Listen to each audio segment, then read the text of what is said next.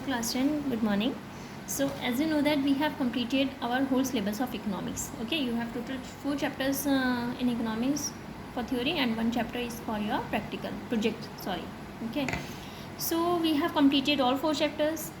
You have given your first term examination in which chapter 1 and chapter 2 has finished. Okay, so in the revision part we have done with chapter 1. So now we are doing revision again, we are doing revision. So we are starting from chapter 2 because we have done already chapter 1. Okay, so chapter 2 we are starting just revision work. I will give you some questions for your homework and you have to do in your notebook. Okay, because your all notes have completed till chapter 4. So whenever you are doing these home assignment, that is revision home assignment, so you have to write down revision, write down in whole page, 1 page revision, and then next page write down chapter number 2 question answers for chapter 2. ठीक है ना. तो इसमें कुछ question answers मैं आपको बताऊंगी जो आपको करते हैं. Okay, so sectors of Indian economic activities. Picture जिस डिपिक्टेड हेयर, क्योंकि शायद मैंने because when we have studied about it in our earlier classes, earlier lecture, we have studied up chapter 2. So I just have show you the notes. Okay, so now I am studying from book. Okay, so pictures depicted here show that how people are engaged in different economic activities. किस तरह से अलग अलग activities में लोग लगे हैं. कुछ एक्टिविटीज़ जो है गुड्स प्रोड्यूस कर रही हैं, कुछ सर्विसेज प्रोड्यूस कर रहे हैं. These activities are happening around us every minute even as we speak. हम जितना बोल रहे हो, इवन जितना हम एक मिनट में बोल रहे हैं, उससे ज़्यादा ये एक्टिविटीज़ हो रही है हमारे आसपास. Okay, so how do we understand this activity. हम किस तरह से इसको अंडरस्टैंड करते हैं, किस तरह से समझें इन एक्टिविटीज़ को.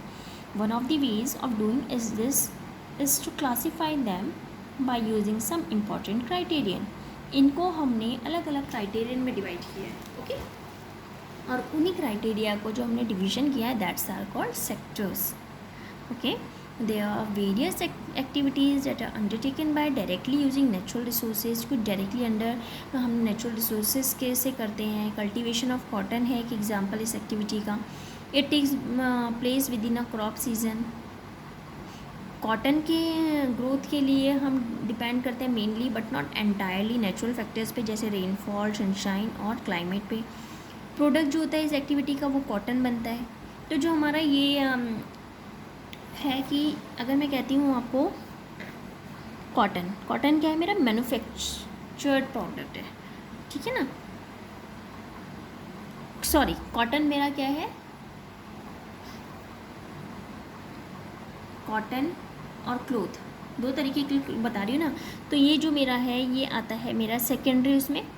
तो कॉटन मेरा क्या है, नेचुरल प्रोडक्ट है, और जो क्लोथ होगा मेरा वो क्या है, मैन्युफैक्चर्ड. क्योंकि कॉटन क्या है वो तो नेचुरल है, लेकिन जो क्लोथ मैंने बनाया वो मैन्युफैक्चर किया. So that is manufacturing product. Okay, तो ये चीज़ जो थी, शायद ये क्वेश्चन आपका उसमें भी आया था ना, टर्म एग्जाम में आया था कि cotton is a dash and cloth is a dash. तो you have to fill up that is manufactured और व्हाट, या नेचुरल. सो हमारा कॉटन और क्लोथ. ठीक है. सो इन द सेम वे अगर हम बात करते हैं डेयरी की, तो डेयरी में जो टोटली डिपेंड होते हैं बायोलॉजिकल प्रोसेस ऑफ एनिमल्स और अवेलेबिलिटी, उनको कितना खाना मिल रहा है. अगर गाय को हम घास नहीं देंगे तो दूध देगी नहीं देगी, जिसमें उसको अच्छा घास मिलेगा अच्छा दूध देगी. ठीक है ना. So the product here milk also is a natural product. तो जो मिल्क है वो भी एक नेचुरल प्रोडक्ट है. Similarly minerals and oats are also natural products. जब गुड एक प्रोड्यूस होता है जब नेचुरल रिसोर्स को एक्सप्लॉइट करने पे, तो उसको बोलते हैं, वो एक्टिविटी हमारी प्राइमरी सेक्टर में आती है. It is called so because it becomes the base for all other products. क्यों, क्योंकि ये बेस बन जाता है. प्राइमरी इसलिए बोलते हैं क्योंकि एक बेस तरह रहता है और सेक्टर्स के लिए. Okay, so as most of the natural products we get are from agriculture, dairy, fishing, forestry से मिलते हैं. इस सेक्टर को हम एग्रीकल्चर और रिलेटेड सेक्टर भी बोलते हैं. नेक्स्ट आता है हमारा secondary sector. Secondary sectors includes activities in which natural products are changed into other forms through various ways of manufacturing that we associated with industrial activity. ये next step होता है after primary. Here the product has to be made and therefore involves some process of manufacturing. This could take place in a factory, workshop or at home. For example, using cotton fiber from the plant, we spin yarn and weave cloth. अगर हमें cotton fiber plant से वो करना है तो हमें spin करना पड़ेगा yarn को और weave करना पड़ेगा cloth को. Similarly, sugar और गुड़ is made by using sugar cane as a raw material. Sugar cane raw material की तरह यूज़ होता है अगर हमें गुड़ और sugar बनानी है. हम करते हैं, we convert earth into bricks into and use bricks to make house and buildings. इस सेक्टर में gradually became associated with different kinds of industry that came up is called as industrial sector. Secondary sector is also known as industrial sector. There is a third category of activities called as tertiary sector. It is different from the above two sectors. These are activities that help in the development of the primary और secondary sectors की development में काम आती है. ये activities by themselves do not produce a goods, खुद से produce नहीं करती, लेकिन ये हेल्प करती है और सपोर्ट करती है प्रोडक्शन प्रोसेस को. अगर सपोज़ मेरे पास ठीक है रॉ मटेरियल है, प्राइमरी सेक्टर की जो एक्टिविटीज़ है वो हो रही है, मैन्युफैक्चर भी हो गया, ठीक है बन गया, लेकिन जब तक मैंने सामान बना दिया तो जब तक मुझे मार्केट में नहीं पहुँचाऊँगी, जब तक मुझे ट्रांसपोर्टेशन नहीं मिलेगा, तो जब तक यानी कि टर्शियरी सेक्टर भी बहुत इंपॉर्टेंट रोल प्ले करती है. जब तक मैं नहीं पहुँचाऊँगी तो वो मार्केट में जाएगा नहीं जाएगा, वो तो मेरे घर में ही सड़ जाएगा जो बनाया, ठीक है ना. तो टर्शियरी सेक्टर जो है एक तरह से सपोर्ट करती है और हेल्प करती है. For example, goods which are produce in the primary और secondary sector would need to be transported. उसको ट्रांसपोर्ट करना पड़ता है ट्रक्स और ट्रेन्स के द्वारा, and then sold in wholesale और retail shops. Sometimes it becomes necessary to store these in godowns. कई बार ऐसा होता है कि हमें गोडाउंस में स्टोर करना पड़ता है, तो इसके लिए we also need to talk to other सोर फोन टेलीफोन और सेंड लेटर्स और borrow money from banks.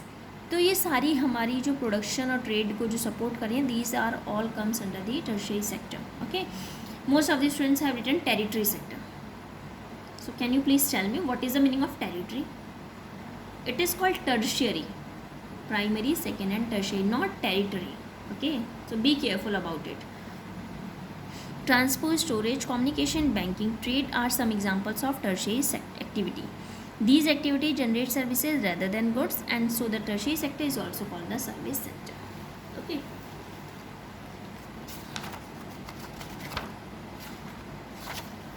There are some essential services that may not directly help in the production of goods, but they are included in service sector. जैसे requirement of teachers है, doctors हैं, and those who provide personal services जैसे washerman, barbers, cobblers, lawyers and people to do administrative and accounting works are examples of service sector. In recent times, certain new services based on information technology such as internet cafe, ATM booths, call center, software companies, etc. have become more important. Okay, so these are the sectors, that is primary, secondary and tertiary sector. After this we will start new, that is comparing the three sectors. Okay class, so I will give you some questions based on this chapter. And yeah, in your term first examination, I have deducted the marks to those students, those who have copied from Google and then write, because I know your language. मुझे पता है कि तुम कितना लिख सकते हो और कितना तुम्हें आता है. Either you are the student of class 9 and I didn't reach class 9 till yet, लेकिन मुझे पता है कि बच्चा कितना खुद से लिख सकता है और कितना उसको अपनी वर्डिंग्स का, जिसका मुझे लग रहा है कि ठीक है इसने लिखा है, कुछ लैंग्वेज है, तो वहाँ पे मैंने नंबर दिए हैं, अदरवाइज़ मैंने नंबर नहीं दिए हैं. तो इसके लिए क्वेश्चन मत पूछना कि मैम आपने मेरे नंबर यहाँ पे क्यों काटे हैं, मेरा आंसर सही है. तो इसलिए मैं पहले बता रही हूँ, जिसने गूगल से पहले बोला था कि do not copy from Google, क्योंकि कुछ वर्ड ऐसे ऐसे यूज़ कर रखे हैं कि मतलब मुझे लग रहा है कि तुम लोगों को पता भी नहीं होगा कि उस वर्ड का मतलब क्या होता है.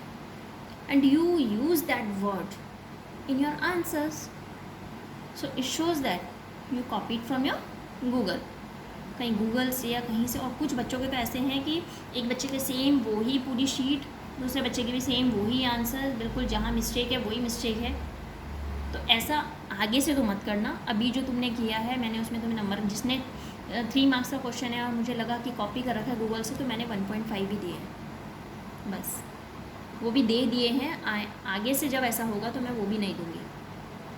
ओके क्लास, तो ऐसा मत सोचा करो कि ऑनलाइन क्लास चल रही है तो टीचर्स को पता नहीं चल रहा है कि आपने चीटिंग करी है या नहीं करी है.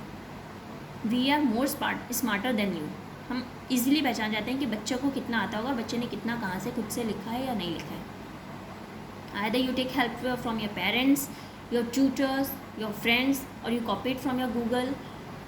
I don't know, but I gave you deducting marks. Okay, so don't question me that ma'am, I have done right answer but you gave me this. Okay class, thank you.